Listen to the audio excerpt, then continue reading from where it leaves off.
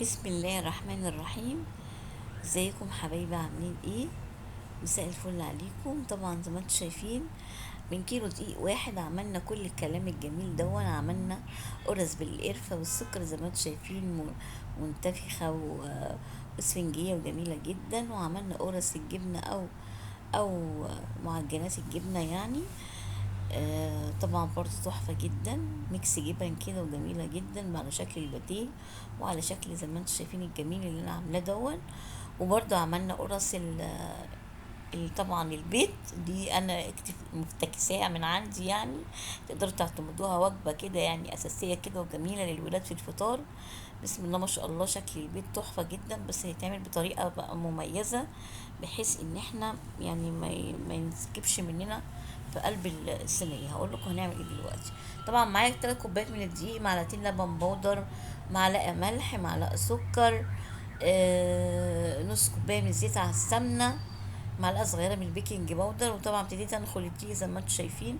هننزل بمعلقة السكر ومعلقة البلاك البيكنج باودر ومعلقة الملح الصغير، وطبعا معلقتين لبن البودر ومعلقة كبيرة من الخميرة او كيس من الباكت من الخميرة يعني الفورية. وطبعا نزلنا بنص كوباية الزيت على السمنة، وهنبتدي ان احنا طبعا نبس فيها كده لحد ما تبقى حبوب من الرمل. اوكي. اللهم صل وسلم وبارك على سيدنا محمد وعلى اهله وصحبه وسلم. ابتديت طبعا زي ما انتم شايفين ان انا طبعا ابس كده زي ما انتم شايفين، وانزل بقى بالثلاث كوبايات الميه. هو الكيلو دي خد من كوبايتين ونص 3 كوبايات من الميه، تمام. وابتديت طبعا ننزل نعجن كده، ونبتدي ننزل بالعجين على الرخامه لحد طبعا ما يتعجن معانا كويس ويبقى مربي عرق كده وجميل جدا. اسيبه طبعا يرتاح نص ساعه.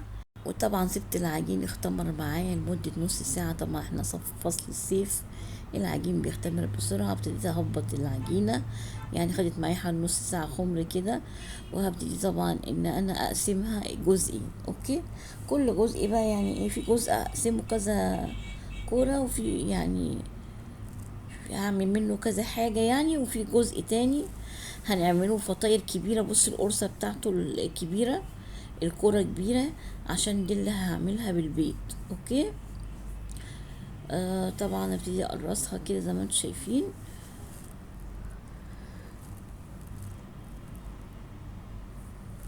تمام. وهنحطها طبعا في صينية كده واسيبها على جنب شوية برضو تكمل خمر كده على جنب قبل ما اشوف اللي بعده.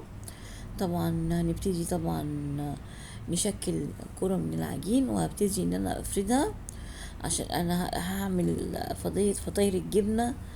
طبعا انا عايزاها سمك سنتي وكده، فهبتدي افرد العجين واقطعه باي قطعه مدوره او كوبايه او اي حاجه، وهنبتدي نحشيها بالجبن. وهوريكم دلوقتي نحشيها ازاي. زي ما انتم شايفين طبعا بفردها الاول.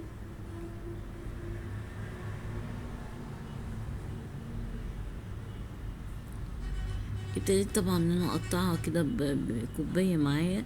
الاول معايا جبنه رومي مع جبنه بيضه، يعني جبنه اسطنبولي بيضه مع جبنه رومي. وابتديت انزل عليهم بشويه من الخضره او البقدونس، ويفضل طبعا البقدونس يكون فريش. انا كان عندي في التلاجة يعني، فانا قلت يغطي الغرض. بعد ما قطعت العجين زي ما انتم شايفينه، هبتدي طبعا احشي الحشوه الجميله. طبعا هفرد كده القرصة شوية، وهنزل بمعلقة من الجبنة، وهبتدي اقفلها من هنا واقفلها من هنا. وطبعا يعني اسيبها بقى في الصب كده، تمام، قبل ما اخلص باقي الكمية وكده يعني. تمام. ابتدي طبعا ارصصها كده في صوب.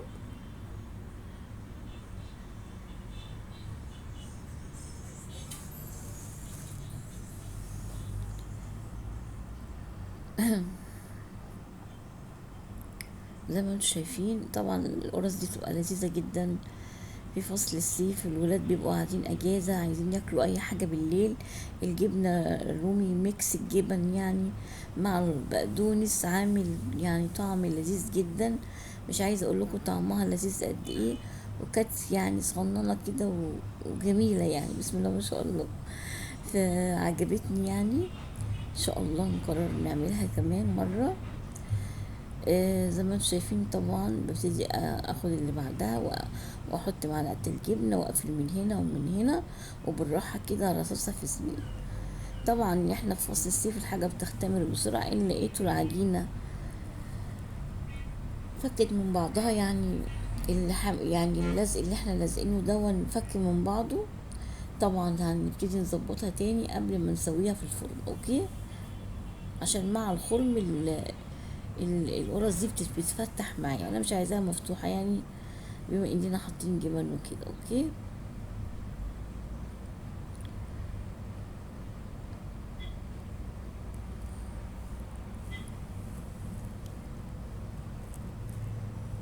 وطبعا عملت شوية، خلصت طبعا ابو جبنة وهبتدي طبعا اعمل شوية على شكل الباتيه. برضو مسكت عجينة فردتها، عملتها حطيت الجبنة وعملتها رول قصدي وايه، وابتديت ان انا ايه اعملها على شكل الباتيه كده.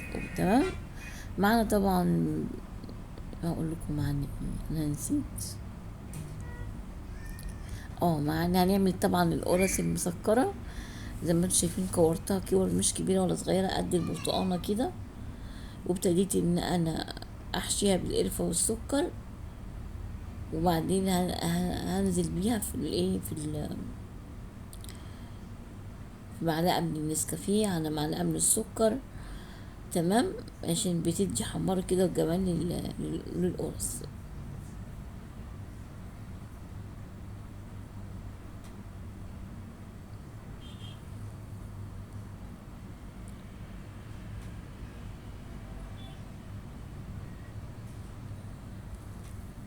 طبعا هبتدي انزل بيها في النسكافيه على السكر على المية، بتدي حمار وخلي القرصة شكلها احمر ومختلف كده.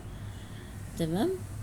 وهمسكها طبعا بالراحة كده بايدي من تحت، وابتدي اغطسها في المية بالنسكافيه بالسكر، وارجع اغطسها في ايه تمام. انا عايزه اقول لكم انا نمت دلوقتي وانا بتكلم. مش عارفه اقول لكم ايه بصراحه. موضوع المونتاج ده موضوع يعني ايه، ما بنحب نعمله اخر اليوم نكون في دينا وكده، فالواحد بيبقى نام على نفسه. طبعا ما هنعمل قرص البيض. انا كنت عايزه اقول لكم يعني ان انا بعد ما بنزل في الميه بسكر بالنسكافيه طبعا بعوز القرصه سمسم، وطبعا برصصها كده ايه بالراحه عشان ما تنزلش خمرها. وهنا عملت تجويف بكوبايه، بظهر كوبايه كده عملت تجويف في العجين، او بمعلقه باي حاجه نعمل تجويف، بس يكون تجويف غويط عشان البيض ما يقعش مننا. تمام. ويكون الفرن سخن قوي، وهنولع فوق وتحت عشان يعني ايه البيض ما يسيلش مننا في الفرن. فلازم نكون مولعين فوق وتحت وعاملين التجويف ده بطريقة يعني عميقة شوية، بحيث ان يبقى واخد يعني البيض يعني كده. تمام. هنا بقى ببتدي طبعا المعجنات الجميلة اللي عملتها دي بالجبن.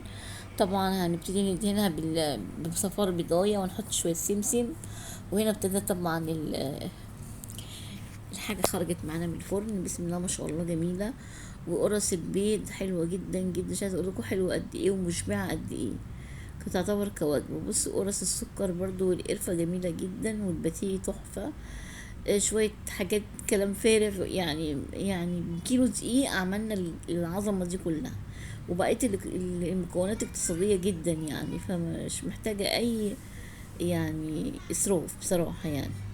وهنا زي ما انتم شايفين طبعا القرص المسكر روعة جدا جدا.